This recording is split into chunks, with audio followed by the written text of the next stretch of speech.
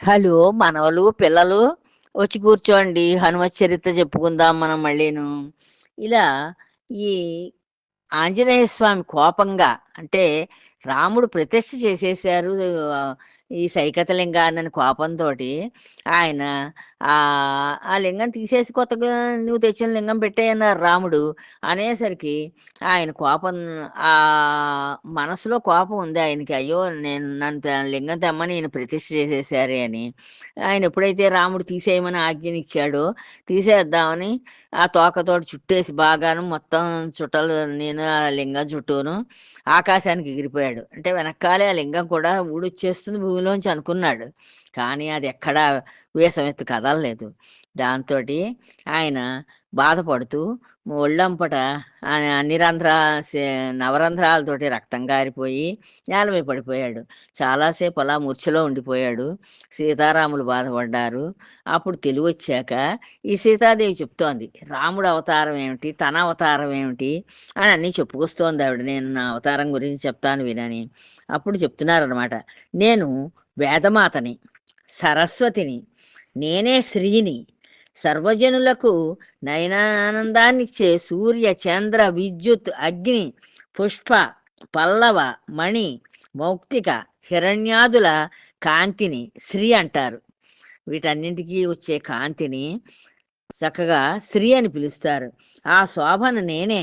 మేమిద్దరం అవతారమూర్తులం. రాముడు నేను కూడా అవతారం ఎత్తాము ఈ భూమి మీద.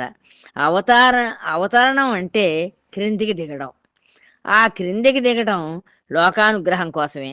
మేమెందుకు దిగామంటే, ఈ లోకాన్ని అనుగ్రహించడం కోసానే కిందకి దిగాం. అంటే రాక్షస బాధలు, దుర్మార్గుల బాధలు భూమి మీద ఎక్కువైపోతే భూదేవి మొరపెట్టుకుంటుంది. భగవంతుడా! నేను ఈ దుర్మార్గుల్ని భరించలేకుండా ఉన్నాను. అప్పుడు దేవుడు ఇలాగా భగవంతుడు ఇలా అవతారాలను ఎత్తుతూ ఉంటారనమాట భూమి మీద. ఒక దేవత కానీ, ముక్త పురుషుడు కానీ లోకానుగ్రహం నిమిత్తం భూమి మీద అవతరిస్తూ ఉంటారు. మన ఈ ఈ కారణాల వల్ల ఆహ్, భూమి మీద ఈ భగవంతుడు కానీ, ఓ దేవత కానీ ఇలాగా రూ రూపాలను తీసుకుంటూ ఉంటారు. భూమి మీద జనులు నిష్కామ కర్మాచరణ ఫలంగా అవతారాలు సంభవం అవుతాయి. వీళ్ళు ఈ భూమి మీద ఉన్న జనులు కొంతమంది ఏం చేస్తారు? నిష్కామ కర్మలు చేస్తారు. అంటే కోరికలు ఉండవు. కోరికలు లేకుండా భగవంతుడి కోసాననే చేస్తారు వాళ్ళు. భగవద్ దర్శనం కోసాననే వాళ్ళు జపాలు, తపాలు, యజ్ఞాలు, యాగాలు అన్నీ చేస్తారు.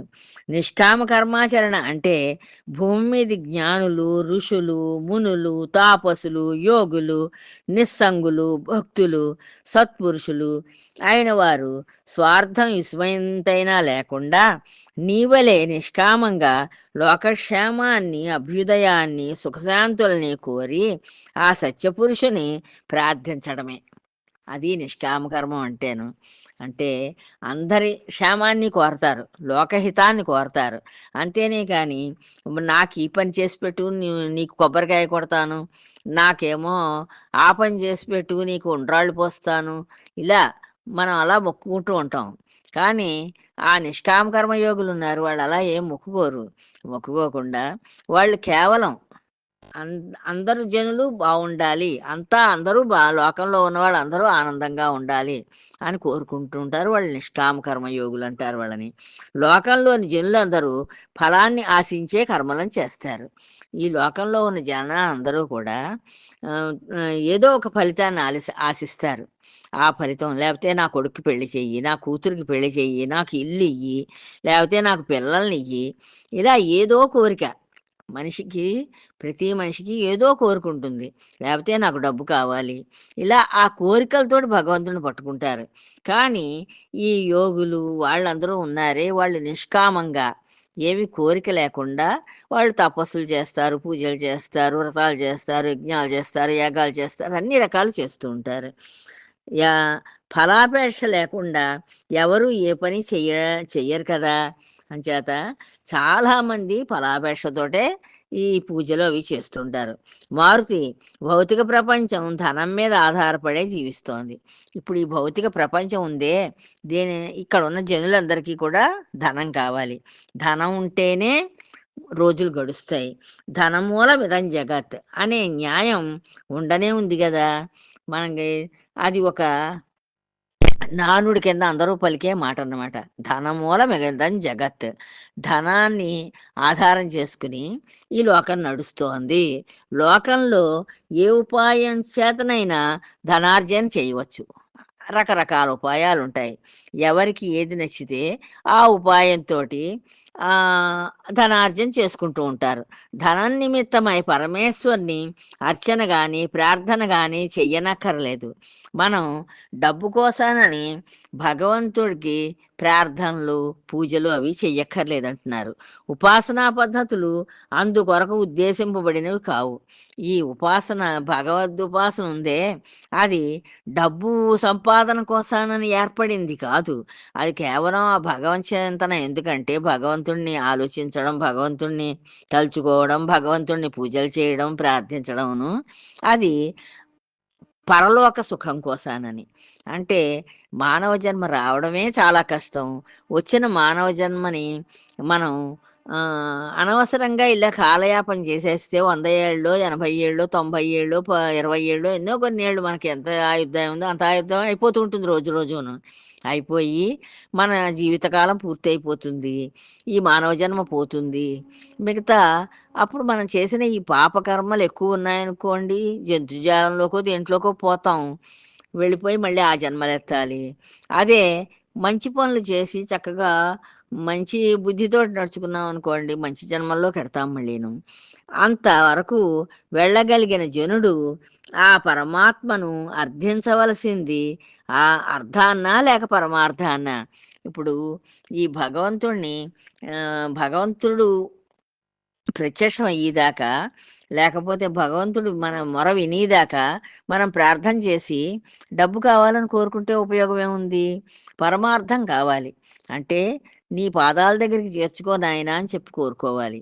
అది మనకు కావాల్సింది. అంతేనే గాని మన కళ్ళ ముందు ఎన్నో జీవులు వెళ్ళిపోతున్నాయి. మనకి తెలుసున్న వాళ్ళవని, తెలవని వాళ్ళవని, మన సంఘంలో వాళ్ళవని, ఇలా ఎంతమందో వెళ్ళిపోతున్నారు మన కళ్ళ ముందేను. కానీ అయ్యో! వాళ్ళందరూ వెళ్ళిపోతున్నారే, మనం కూడా ఎప్పుడో వెళ్ళిపోతామేమో అని చేత మనం భగవంతు భగవదారాధన చేసుకుంటూ బతకాలి.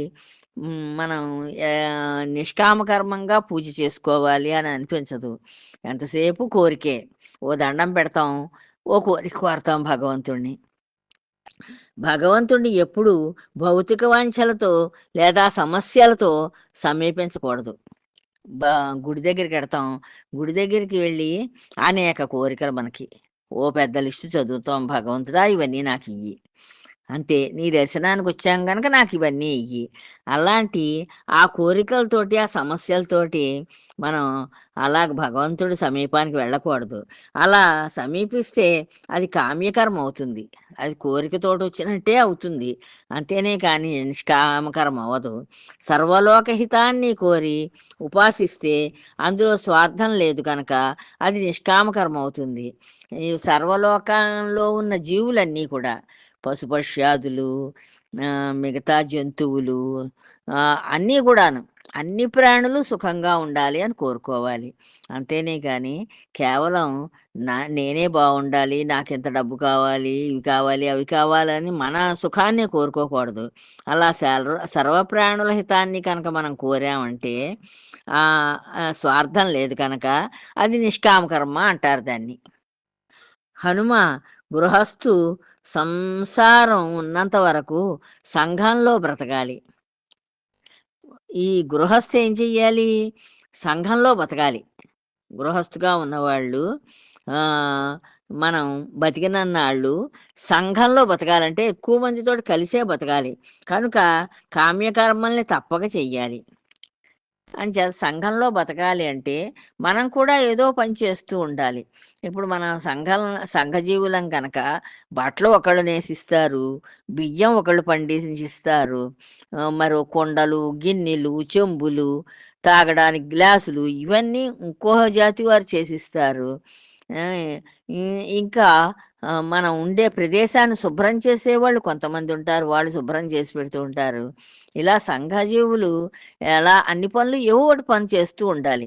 మనం కూడా మనం ఎదుటి వాళ్ళకి పిల్లలకి విద్య నేర్పించడం కానీ, లేదు వాళ్ళకి కావలసిన పోషణ, ఆ పోషణకు ఉపయోగించే పదార్థాలను తయారు చేసి ఇవ్వడం గానీ, ఇలా ఏదో ఒక పని చెయ్యాలి మనం సంఘంలో సంఘజీవులం గనక.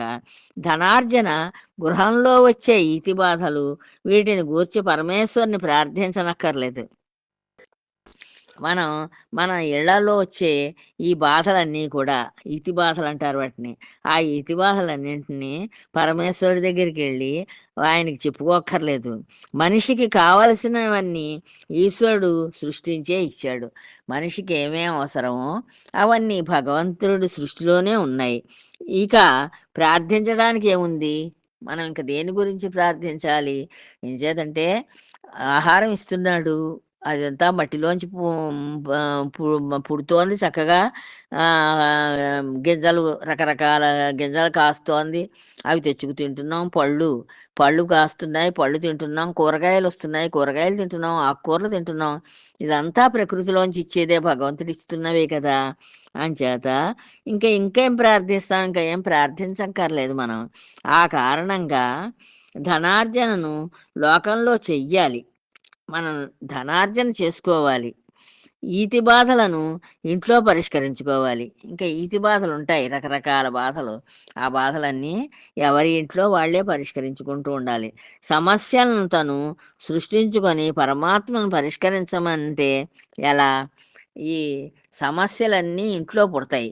ఆ ఇంట్లో పుట్టిన సమస్యల్ని వాళ్ళు సానుకూలంగా వాళ్ళే దాన్ని ఎలాగా దాని నుంచి బయటపడాలి అని ఆలోచించుకోవాలి. అంతేనే కానీ భగవంతుడికి చెప్పి నువ్వు పరిష్కరించు అంటే భగవంతుడు ఏం చేస్తాడు అంటున్నారు. ఆపై సన్యాసాశ్రమ స్వీకారం చేసి నిష్కామ కర్మాచరణ ద్వారా ముక్తుడు కావాలి. ఇలా ఈ కుటుంబ వ్యవస్థ అయిపోయిన తర్వాత సన్యాసం తీసుకోవాలి. అంటే పిల్లలు పెద్దవాళ్ళు అయిపోయి వాళ్ళకి పెళ్ళిళ్ళు అయిపోయి వాళ్ళు ఇళ్ళల్లోంచి వెళ్ళిపోతారు. వెళ్ళిపోయాక భార్య ఉంటే ఆ భార్యను కొడుకు దగ్గర వదిలేసి వీళ్ళు సన్యాసాశ్రమం తీసుకుని వాళ్ళు నిష్కామ కర్మాచరణ, ఏం కోరికలు లేకుండా నిష్కామ కర్మాచరణ ద్వారా ముక్తుడు కావాలి. ముక్తజీవి అవుతాడప్పుడు. నిష్కామంగా కోరికలు ఏం లేకుండా కనుక భగవంతు ధ్యానం చేసుకుంటూ ఉంటాను. గృహస్థుకు నిష్కామ కర్మాచరణ పనికిరాదు. ఇంక గృహస్థుగా ఉన్నాడు భార్యా బిడ్డలతోటిను.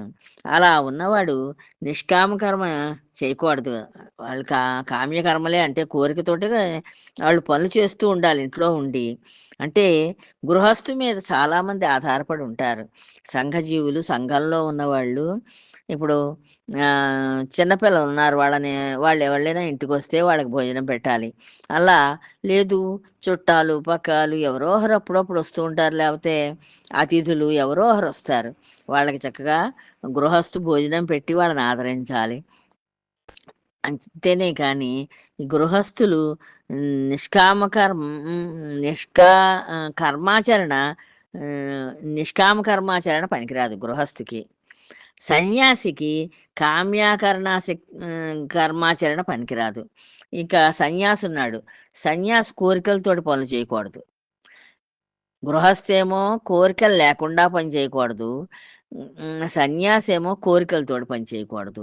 ఈ రహస్యాన్ని తెలుసుకోలేక విపరీత ఆచరణ కలవారై కొందరు ఇహపరాలు రెండింటికి దూరం అవుతున్నారు. ఇంకా ఈ రహస్యాన్ని తెలుసుకోలేకపోతున్నారు.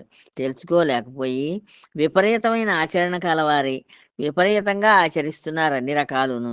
అలా ఈ గృహస్థులేమో సన్యాసులు చేయవలసిన పనులు చేస్తున్నారు, ఈ సన్యాసులేమో గృహస్థులు చేయవలసిన పనులు చేస్తున్నారు.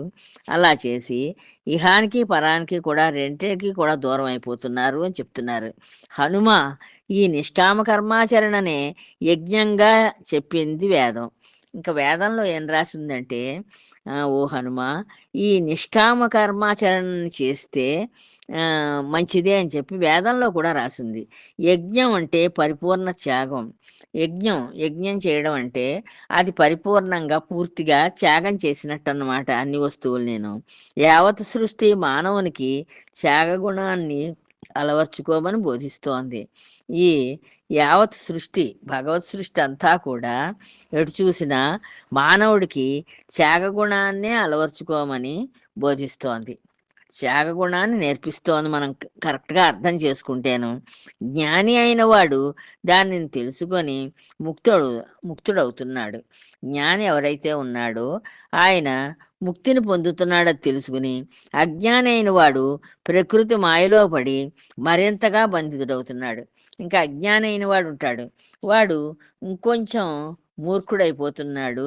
వాడు బంధంలో పడిపోతున్నాడు. స్థావర జంగమాత్మకమైన ఈ సృష్టి ఉద్భిజ్యములు, స్వేదజములు, అండజములు, జరాయుజములు అని 4 విధాలుగా ఉంది. ఇంకా ఈ భగవత్ సృష్టి 4 రకాలుగా ఉందని చెప్తున్నారు. అవి ఉత్తరోత్తరాధికృత ఆధిక్యత కలవి. అవి ఇవన్నీ కూడా నెమ్మది నెమ్మదిగా పెరిగి వృద్ధి అవుతాయి. అలా వృద్ధి కలిగినవే ఇవన్నీ కూడాను. కొందరు కొండలను జడప్రాయంగా ఎంచుతారు. ఇంకా కొండ ఉంది. ఆ కొండలు ఉత్తినే జడంగా పడుంది కదలకుండాను అని అనుకుంటూ ఉంటారు. వాటికి ప్రాణం ఉంది.